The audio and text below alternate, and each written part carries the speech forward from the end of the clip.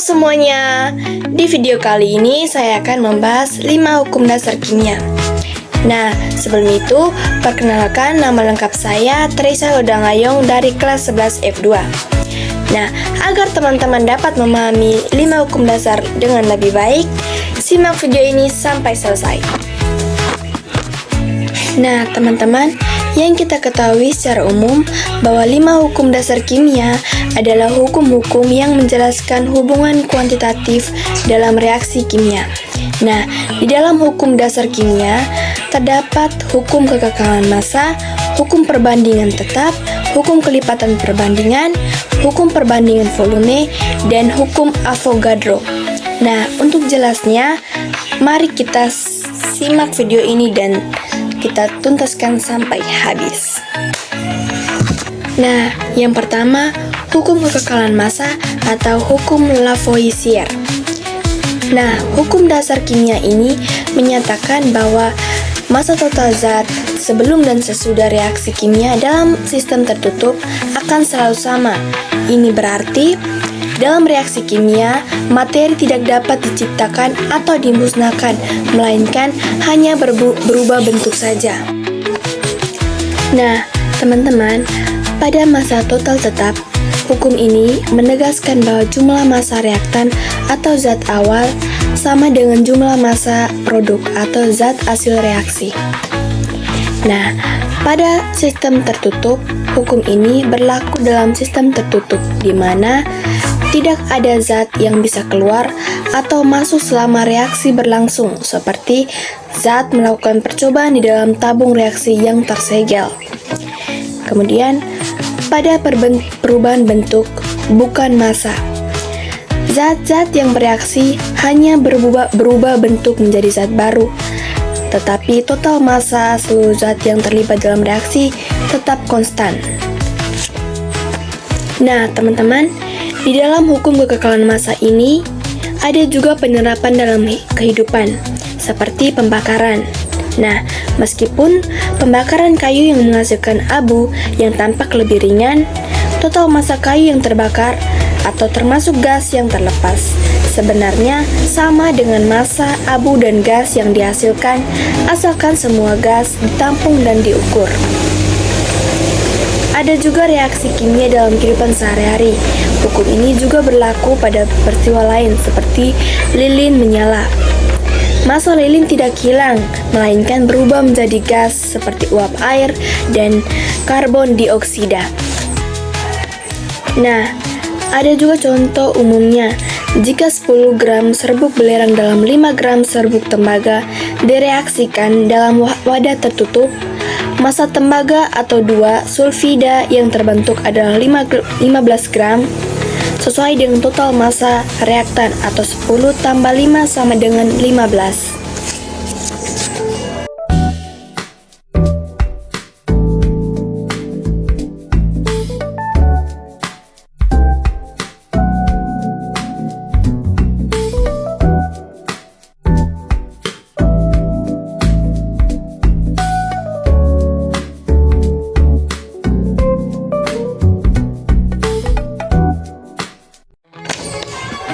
Nah, sekarang saya akan lanjutkan ke hukum yang kedua, yaitu hukum perbandingan tetap atau hukum Proust.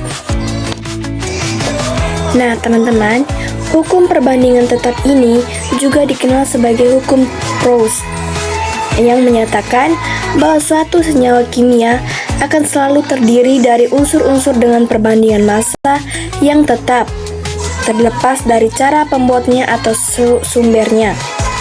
Contohnya air atau H2O selalu tersusun atas unsur hidrogen dan oksigen dalam perbandingan massa 1 berbanding 8. Teman-teman, di dalam hukum Proust ini terdapat juga penerapan dalam kehidupan sehari-hari. Seperti ada di industri farmasi, mereka memastikan dosis obat konsisten dan di industri makanan untuk menjaga rasa produk. Contoh umum dalam hukum Proust ini seperti air. Air selalu tersusun dari hidrogen dan oksigen dengan perbandingan massa 1 berbanding 8. Artinya, untuk membuat 9 gram air dibutuhkan 1 gram hidrogen dan 8 gram oksigen. Tidak peduli dari mana air itu berasal, misalnya air hujan, air keran, atau air laut. Nah, ada juga karbon dioksida atau CO2.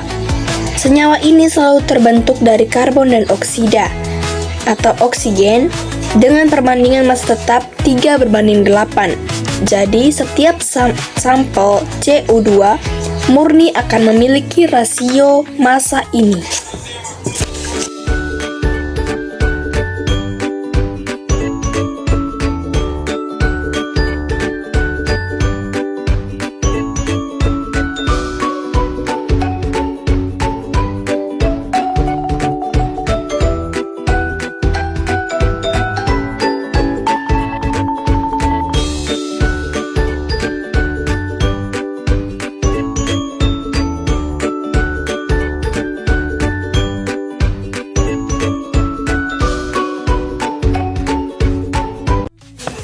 Nah, teman-teman, di sini saya akan melanjutkan ke hukum yang ketiga, yaitu hukum kelipatan perbandingan atau hukum Dalton. Nah, teman-teman, yang kita ketahui, hukum ini menyatakan bahwa jika dua unsur membentuk lebih dari satu senyawa, maka perbandingan massa salah satu unsur yang bergabung dengan massa tetap unsur lainnya adalah bilangan bulat sederhana. Nah, teman-teman, dalam kehidupan sehari terdapat juga hal ini yang bisa kita temukan saat kita mempelajari bahan bakar gas atau memasak, di mana perbandingan gas yang berbeda akan menghasilkan nilai yang berbeda pula.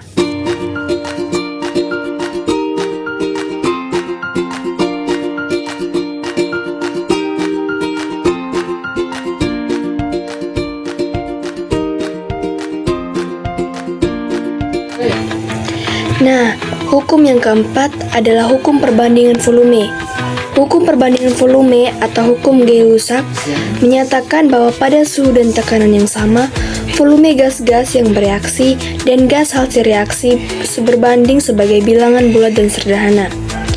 Hukum ini menjelaskan hubungan antara volume gas reaktan dan produk dalam reaksi kimia seperti perbandingan volume 2:1 dan berbanding 2 antara hidrogen, oksigen, dan uap air saat keduanya bereaksi untuk membentuk air.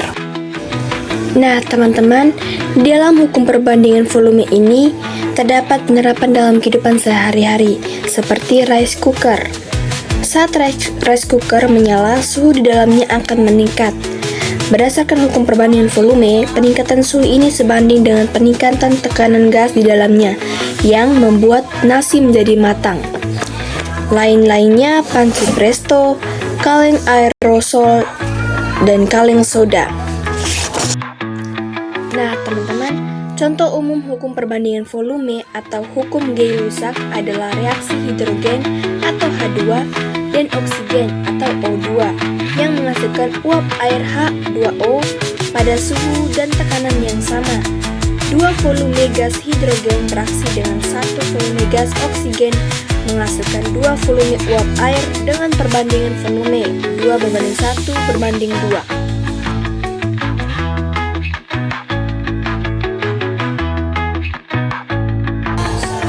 Nah, yang terakhir, hukum Avogadro. Hukum Avogadro menyatakan bahwa pada suhu dan tekanan yang sama, volume gas berbanding lurus dengan jumlah molekul gas tersebut.